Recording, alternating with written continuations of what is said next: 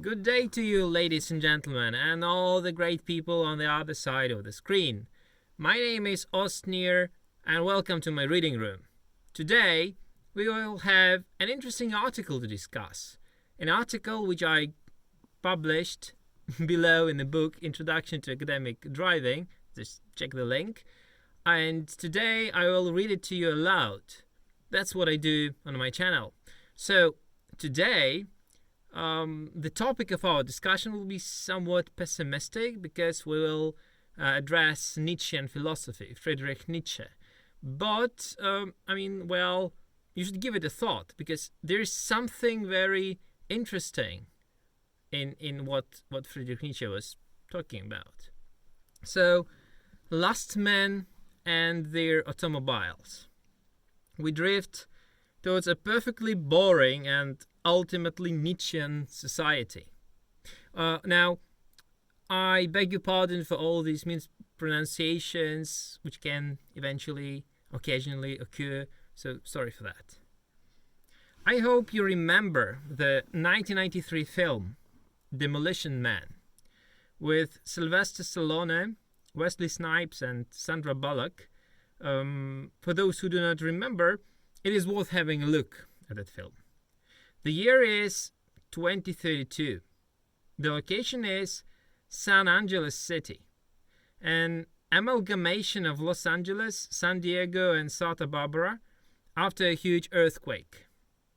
The city is a utopia where denizens praise pacifism and agree on total control by a good and impeccable authority.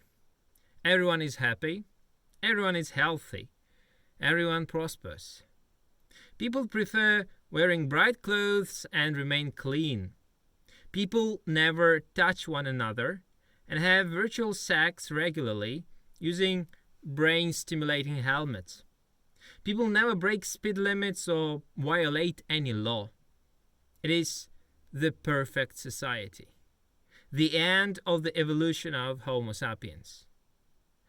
As for the means of transportation, the denizens of San Angeles own electric and low-emission vehicles. I stress the word own here. The cars are always clean and tidy. They provide ultimate security. Fast frosting foam flushes into the cabin and covers all the passengers in case of an accident. The cars are fully autonomous. It is not a common thing to drive a car, but to be driven. There is no difference between driver and passenger, only between owner and passenger. General Motors even created a concept car for the film. Its sterile perfectness, ultralight. The film is worth watching not only because of the plot, which is involving and dynamic, but above all because of its portrayal of the ultimate society, ultimately perfect and boring. To be honest, Demolition Man is not the only attempt to present a utopia where everyone is happy. Fredrich Nietzsche, with his philosophical work, Thus Said Zarathustra, should be mentioned first. Nietzsche also introduced the concept of the last man. Nietzsche, through putting words into the mouth of the prophet Zarathustra, describes the last man as ineradicable creatures who live long and claim to have invented happiness. They set no life goals and avoid challenges. They are not inclined to self-reflection and they exist within their comfort zones. What defines happiness for the last man is not dreams or passion, but self-preservation in a habitual environment. Their only aim is to live as long as possible and enjoy comfort. This is it. They will listen to neither prophets nor scientists. They will neither explore nor take risks. The last men, actually, are the epitome of denial of reality and of the opportunities which it provides. I'm not sure I will buy myself a Tesla car. Sure, I admire the whole lineup, the feast of technology, but have not much sympathy for the Tesla's automotive philosophy. These cars make the driver non-engaged. These cars make driving effortless. These cars do not encourage freedom of action, going beyond limits, challenging yourself, or being creative. Sure, you can turn all smart features off and enjoy Clarksonian immediate power, but this is not what Teslas are most appreciated for. High-tech comfort and abundance of sophistication are usually ranked much higher in public opinion. These are cars which would be liked by the last man. They are crafted for the last man. A friend of mine, Tomasz Napierkowski, who is yet to be introduced in my future articles, once chatted to me and stated the following, quote, I think ongoing automation makes us become worse drivers. It actually transforms the drivers into passengers, even stowaways. For example, lane keeping assistance systems. They are nice, but the car should be limited to 10 kilometers per hour as soon as they are activated. If they are always active, the driver doesn't care about steering. In practice, it means an idiot behind the wheel. I was coming back today from a shopping mall and the driver of a Lexus almost hit my door. Thank God I managed to swerve.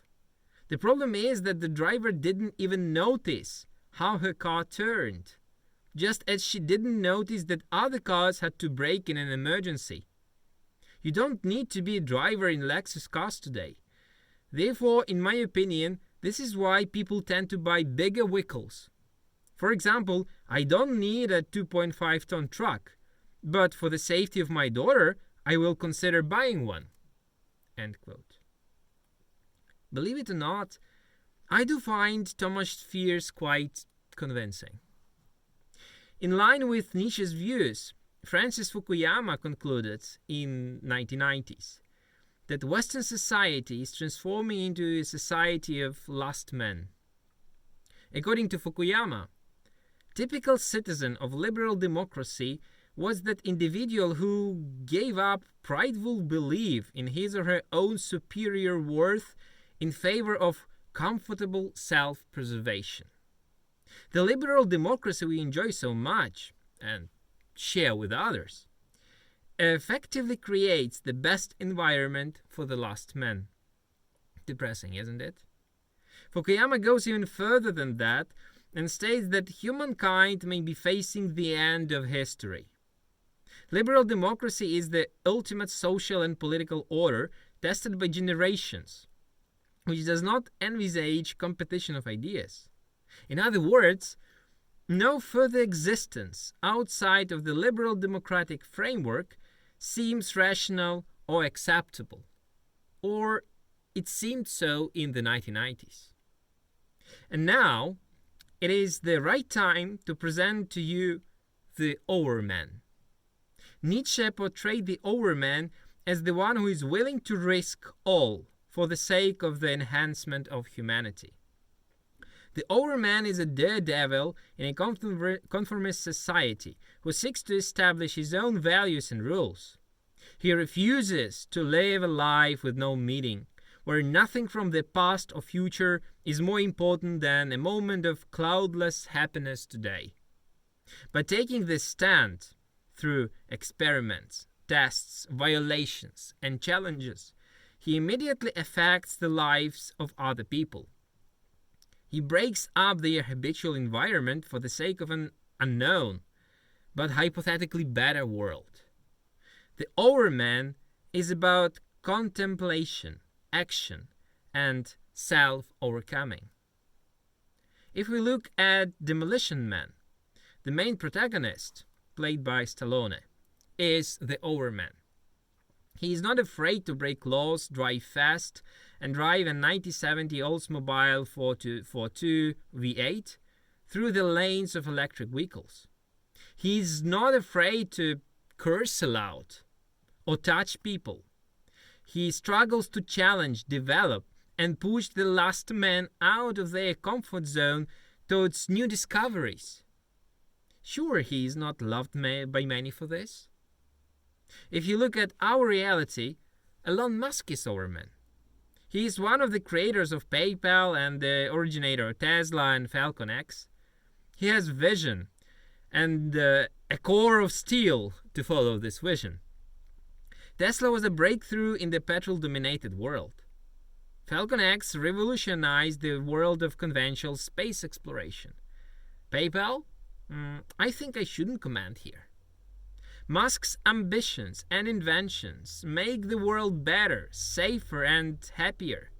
They craft the last man out of us. And here comes the paradox. The Overman creates a new environment for the last man to flourish and be happy and be healthy and prosperous and drive new generations of vehicles with even lower emissions and even bigger reservoirs of security foam. It's the closed circle of civilizational slavery, isn't it? Postscriptum. What I wrote about is a great simplification of Nietzsche's ideas. I also selected only those of his ideas which fit my story. Nietzsche was a much wider-looking philosopher. Consider having a look individually at his works. And ladies and gentlemen, all the great people, thank you for being with me. And if you like things which I'm doing, just consider subscribing. See you next time.